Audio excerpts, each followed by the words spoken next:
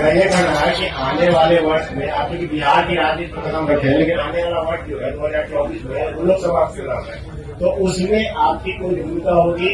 और दूसरा है कि जो भी वर्तमान में राजनीति है वो गठबंधन को लेकर के है, तो क्या ऐसा कहीं दिख रहा आपका कि किसी के साथ आप इलाज भी कर सकते हैं बिहार की राजनीति में? पहली बात आप ये समझिए कि जब मैंने पदयात्रा शुरू की उसी दिन ये बताया है कि दल तभी बनेगा जब मैं करीब करीब पूरा बिहार पैदल चल लूंगा।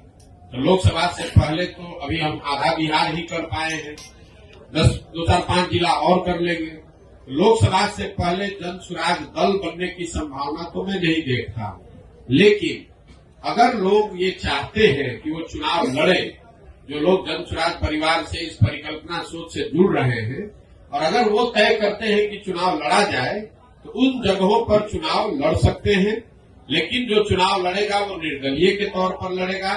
जन स्वराज परिवार या हमारी सोच या हम लोग के पास जो भी व्यवस्था है उसकी मदद करेंगे, लेकिन ये निर्णय विशुद्ध तौर पर उन लोगों का है जो जन स्वराज से जुड़े हुए हैं।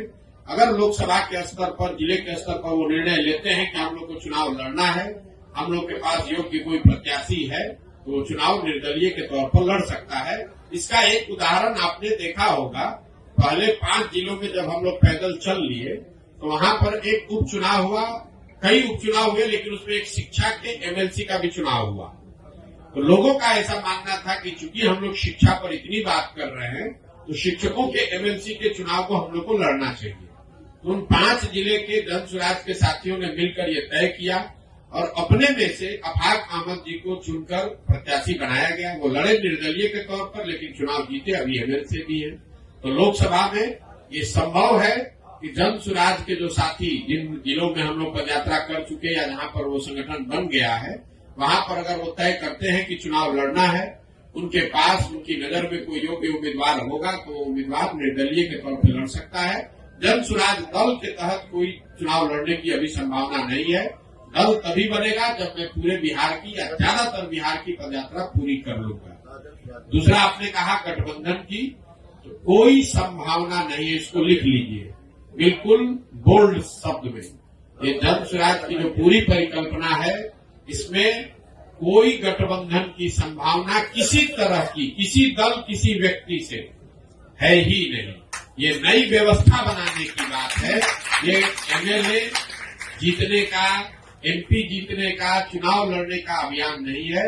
बिहार में व्यवस्था परिवर्तन के लिए इतना बड़ा संघर्ष हमने शुरू किया है।